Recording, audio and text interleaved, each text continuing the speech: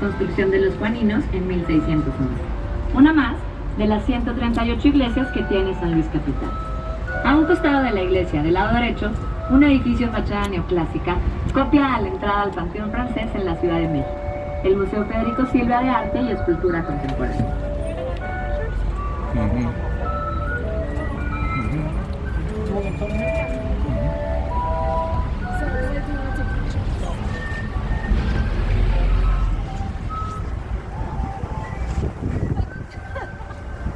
Cuidado.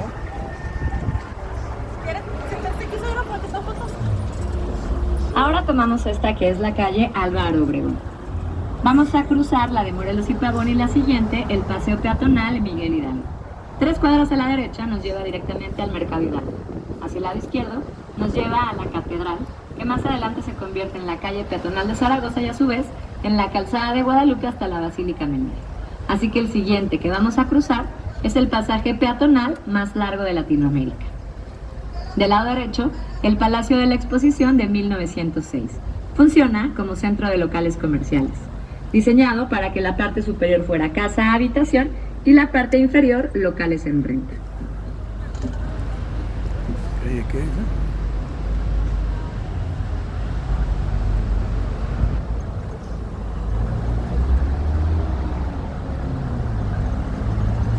También del lado derecho el Palacio de Cristal de 1909, diseñado para oficinas y despachos, fue el primer edificio en San Luis que contó con un elevador.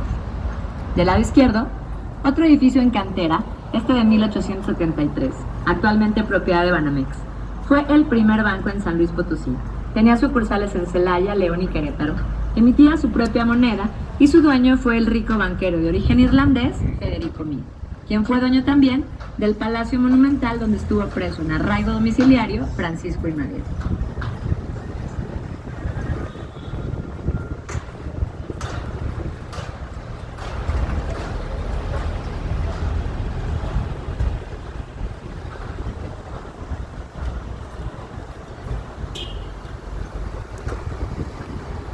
Vamos a llegar ahora a la Plaza de los Fundadores.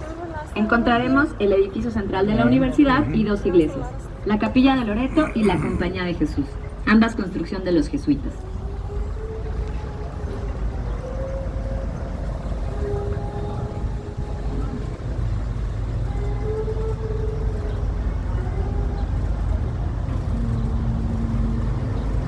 Es aquí donde nace la ciudad de San Luis Potosí, un 3 de noviembre de 1592. Los fundadores fueron el franciscano Fray Diego de la Magdalena, el capitán mestizo Miguel Caldera y el que fue el primer alcalde, que se llamó Juan de Oñate. Los antiguos habitantes de esta tierra eran los indios huachichiles de la gran familia de los chichimecas. Ellos habitaban toda esta zona conocida como el Gran Tunal. Los españoles jamás pudieron pacificar a los chichimecas por medio de las armas. La única manera fue haciéndoles regalos de paz y por medio de la diplomacia. Esto después de la Gran Guerra Chichimeca que duró más de 40 años. El nombre de San Luis Potosí se debe a San Luis en honor al rey noveno de Francia, San Luis Rey y Potosí, porque para el 4 de marzo de 1592, al oriente de la capital, a 32 kilómetros de distancia desde aquí, descubren unas minas muy ricas en oro y plata. Las minas del Potosí en Bolivia, antiguamente el Alto Perú, ya eran muy famosas por ser ricas en oro y plata. Cuando los españoles llegan aquí a Cerro de San Pedro, surge la comparación con las minas de Sudamérica, ya que las dos eran ricas en oro y plata y tenían el mismo parecido físico en forma de piloncillo. Es así como queda el nombre melodioso de San Luis Minas del Potosí. La palabra Potosí es de origen quechua de los incas y significa riqueza extraordinaria y abundancia. La ciudad de San Luis Potosí tiene 431 años desde su fundación y es el único estado en la República Mexicana que tiene nombre de santo. Esto gracias al santo patrono San Luis Rey.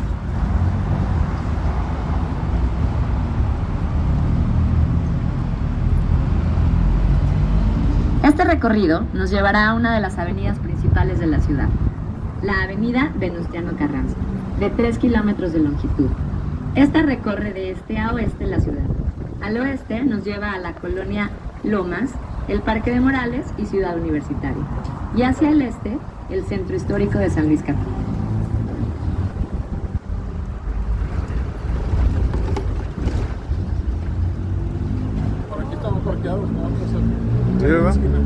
sí. Where they use the car? Sí, ahí está Ahí, el sí, sí. Can we get dropped off here? Si quieres. Ujú. Ahí fue donde almorzamos ahorita. Sí. Álvaro Obregón, Avenida Reforma, sí. Álvaro Obregón, sí. Deja el barco. Eh, La calle se llama Álvaro Obregón. Obregón. Sí. Salud.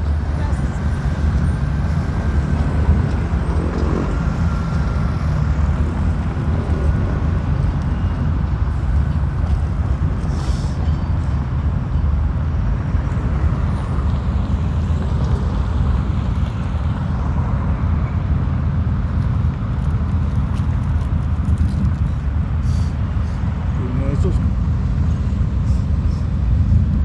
como leche. sí. No se le va a caer. No.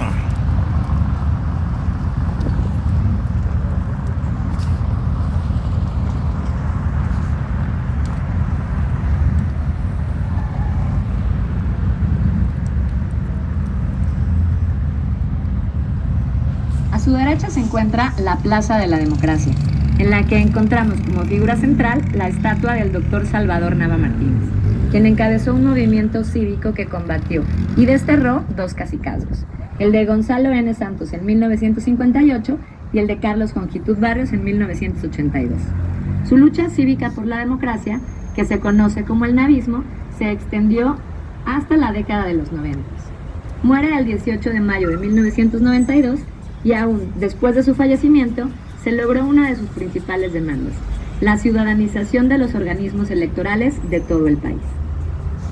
Ahora tomaremos la que conocemos como Avenida Carranza, que no solo ha sufrido cambios en su aspecto, sino también en su nomenclatura. Se le conoció como Camino Real de Tequisquiapan, Calle Nacional, Avenida del Centenario, Avenida Alberto Carrera y finalmente Avenida Venustiano Carranza.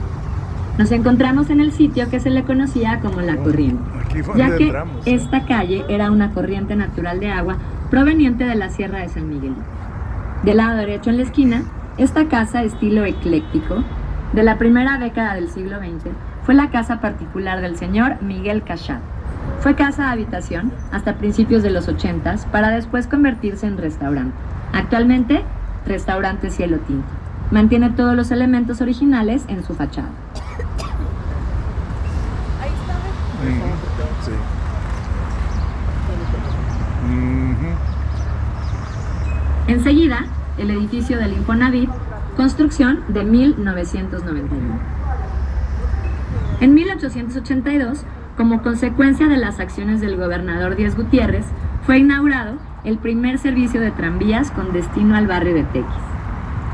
Este servicio de tracción animal tenía dos innovaciones: la utilización de vías férreas y la posibilidad de transportar a más de 20 pasajeros.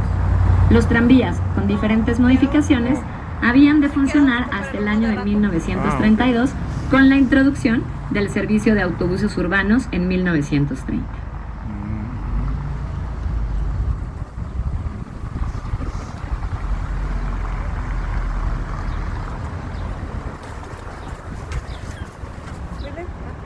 Esta gran construcción de 1928, estilo ecléctico, su propietario del siglo XX fue Loreto Molina. Su trabajo de cantera fue encomendado al magnífico canterero Florentino Rico. Fue el más célebre canterero que tuvo San Luis de finales del siglo XIX y principios del siglo XX. Sí. Trabajó estrechamente con los arquitectos, ingenieros, maestros y contratistas más destacados de la época.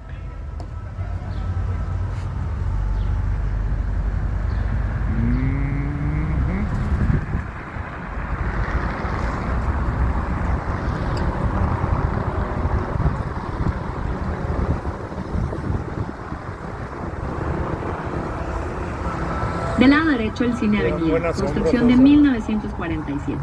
El Cine Avenida fue por un tiempo el edificio más alto de la ciudad, además de innovador, ya que su estructura es de acero con hormigón armado. Era amplio, funcional y tenía elementos de sobria belleza en su interior. Evocando al mar, se podían ver hipocampos, conchas y hasta Venus. Existe una leyenda que cuenta que un fantasma habita el cine. Es el fantasma de un niño que cayó desde el mezanín, que hacía travesuras a los trabajadores del cine y de los cinemas que después se construyeron.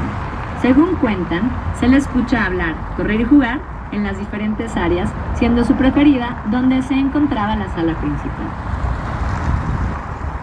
El siguiente edificio es el Hotel Real Plaza, construido en 1986. Cuenta con 270 habitaciones y 16 pisos. Es un hotel de 4 estrellas. A la derecha, uno de los edificios más altos de la capital durante una época. Es el edificio M, construido en 1988, con 10 niveles de estacionamiento para una capacidad de 1.500 automóviles. Y del lado izquierdo, el edificio Puga Arriaga.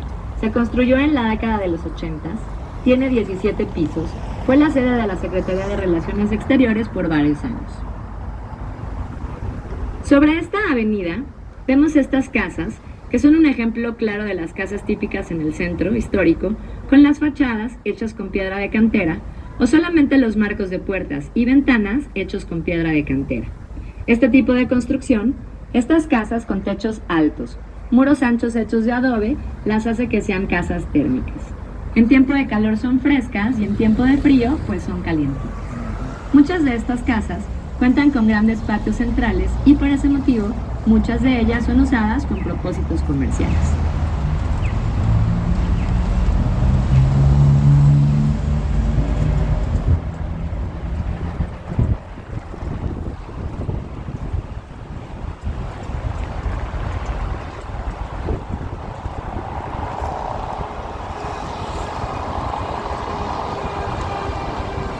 Del lado derecho, la Beneficencia Española, construcción del siglo XIX. Su propietario fue Felipe Muriedas Fox, quien lo donó para dar atención a los muchos españoles que trajo como técnicos para sus numerosas factorías. Es una edificación de estilo ecléctico.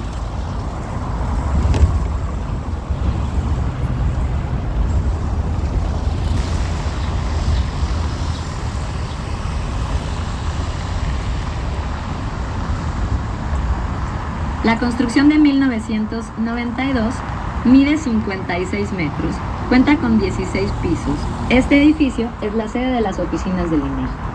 Hasta el primer trimestre del 2020, en San Luis Potosí residen 2.900.000 habitantes, según información del Instituto Nacional de Estadística y Geografía.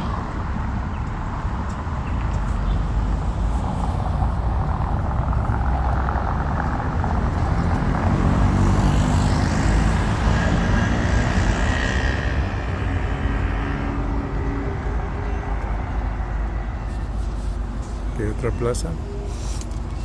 Pues la misma. Esa creo que es la ¿Es plaza otra? ¿Sí? de las armas. Eso me pasamos. ¿Sí?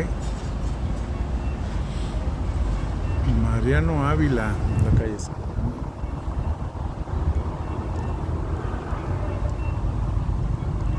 Alba Café.